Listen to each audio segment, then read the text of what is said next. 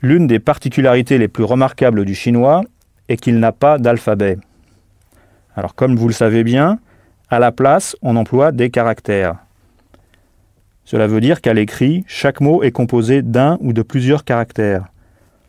Ce qui rend les choses encore plus intéressantes, c'est que la langue parlée, qui a bien entendu précédé la langue écrite, ne possède pas assez de sons pour rendre tous les caractères.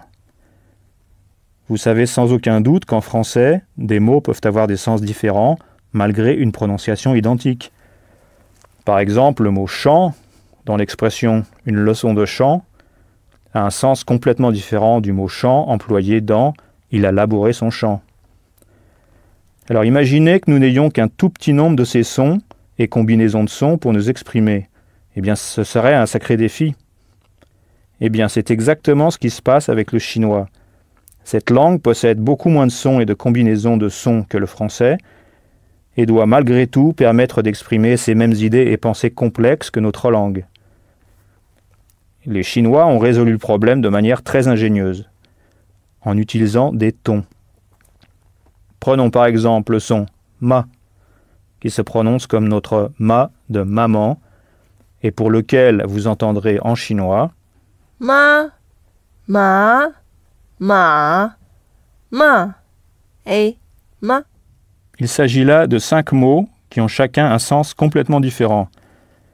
De toutes les langues chinoises, le mandarin est celle qui compte le moins de tons, seulement 4 tons de base et un ton neutre.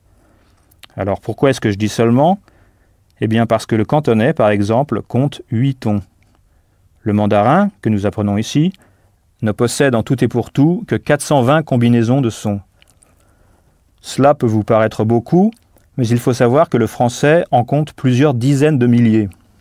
Alors grâce au ton, les Chinois peuvent obtenir, à partir des 420 sons de départ, un total de 1680 variations, ce qui fait une grande différence, même si l'on est loin des combinaisons phonétiques du français. Mais alors, comment les Chinois se sont-ils débrouillés ? Eh bien, ce qu'ils ont fait relève du génie. Pour moi, c'est l'un des aspects les plus passionnants de l'apprentissage du chinois. On va donc découvrir une manière totalement nouvelle et absolument exceptionnelle d'envisager la vie et la communication. Comme vous le savez, le besoin est le moteur de l'inventivité, et les Chinois en sont les maîtres, comme vous allez bientôt le découvrir. Apprendre le chinois bousculera vos réflexes intellectuels dans tous les domaines de votre vie.